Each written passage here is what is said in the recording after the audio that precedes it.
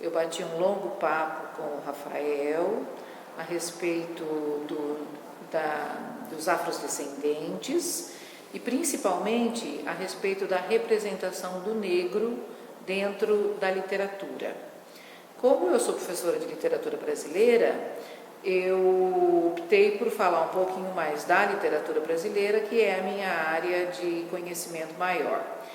Então, o negro, ele está representado dentro da literatura brasileira, principalmente a partir do movimento romântico no Brasil, tanto na poesia, como do Castro Alves, que é considerado o poeta dos escravos e luta em prol da abolição da escravatura, com a arma que ele tem, que é o poema, um poema normalmente cheio de vibração, cheio de hipérboles, cheio de imagens, como o Navio Negreiro, por exemplo, Vozes da África, né?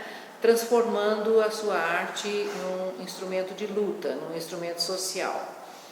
Ao lado do Castro Alves, nós temos o José de Alencar, que de alguma forma também traz a negritude para o mundo romântico.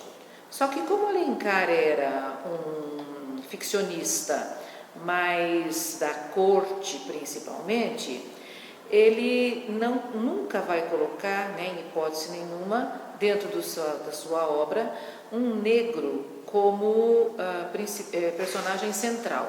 O máximo que ele faz é colocar uma escrava, como a Isaura, por exemplo, na Escrava Isaura. Só que a Isaura sofre um processo de embranquecimento. Ela não tem traços fortes, traços da raça negra. Ela está muito mais parecida com uma branca do que com uma negra.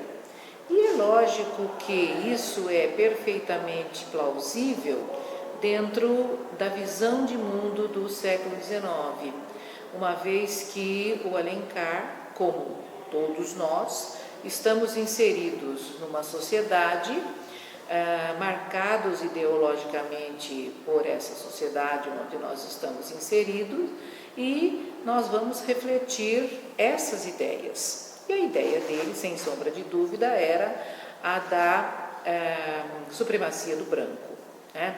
De alguma maneira. Mas o Alencar era branco, Machado era mulato, mas também não fala do afrodescendente. Ele também mostra a elite. Um dos primeiros que vai, de uma certa forma, trazer a sua afrodescendência e a representação da afrodescendência dentro da literatura e dentro da arte, vai ser o pré-moderno. Lima Barreto, Afonso Henriques de Lima Barreto, e também o Monteiro Lobato. Monteiro Lobato escreve até um livro muito interessante que se chama O Presidente Negro, onde nós vamos encontrar uma pré-visão, uma visão antecipada, uma projeção de um futuro que realmente se tornou verdade, né? Hoje nós temos aí o presidente Obama, que é o presidente de uma grande nação do nosso mundo, né? Do nosso momento presente. Então, é uma representação que sempre vai aparecer na literatura. E é claro que ela vai sempre aparecer de acordo com o contexto social, histórico, político, ideológico, das condições de produção desse discurso literário que representa esse momento. Então, nós temos diferenças entre o discurso romântico, o discurso moderno, e é claro que, mais atualmente, com esse requisito, né, das igualdades, das semelhanças, etc. e tal, a temática tornou-se,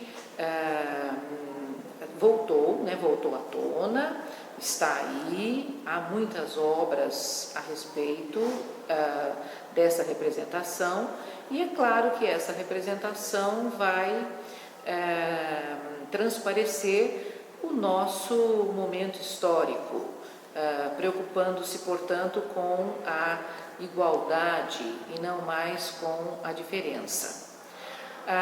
Isso que eu estou dizendo fica bastante claro quando nós tomamos a literatura infanto-juvenil, porque se nós observarmos a literatura infanto-juvenil mais anterior, a pré-lobatiana ou mesmo a pós-lobatiana, logo da década de 60, 70, por aí, a gente ainda percebe essa discriminação, essa diferenciação bastante acentuada. Mas, nos textos mais atuais, já há uma tentativa de igualar as raças, de igualar as diferenças. E eu acho isso muito bom, só que a gente precisa tomar um certo cuidado, porque muitas vezes há uma intenção muito explícita nessa igualdade, nessa equivalência, e o texto acaba se tornando excessivamente moralizante. E isso não é bom. Eu prefiro, por exemplo, um texto que trate das diferenças numa perspectiva mais metafórica, mais alegórica, como, por exemplo, Menino de Asas, do Homero Homem, A Terra dos Meninos Pelados, do Graciliano Ramos, Amigo do Rei, do Joel Silveira, né, que vai tratar de uma forma mais estética, deixando para a criança penetrar no imaginário e trabalhar com a questão das diferenças. Considero ainda extremamente importante trabalhar essa questão na literatura infanto-juvenil, na literatura infantil, na literatura juvenil e, logicamente, na infanto-juvenil. Por quê? Porque se nós quisermos formar novos leitores com perspectivas ideológicas diferentes, é esse o papel que nós devemos exercer. Então, nós como professores, principalmente professores de literatura, de leitura, formadores de leitores, devemos procurar essas obras que tratem de uma forma mais literária, propiciando mudanças de visão de mundo e não explicitando questões moralizantes, pedagógicas, éticas, porque isso não contribui muito para a formação das novas mentalidades. A educação pode também contribuir muito com isso, através dos seus instrumentos específicos, e no caso da literatura, eu acho que seria muito importante que houvesse uma formação literária na seleção de textos, na discussão de textos dentro dos cursos da Faculdade de Educação, para que os futuros profissionais pudessem capacitar-se para a formação dos novos leitores. Com certeza, se isso for muito bem equilibrado, nós não vamos mais ter diferenças, nem raciais, nem sociais, nem políticas, diferenças discriminatórias, lógico, que as diferenças existirão sempre, né? Mas diferenças que discriminam um e outro em nenhum setor, porque nós certamente teremos uma geração que vai pautar pela semelhança, pela igualdade e não pela diferenciação.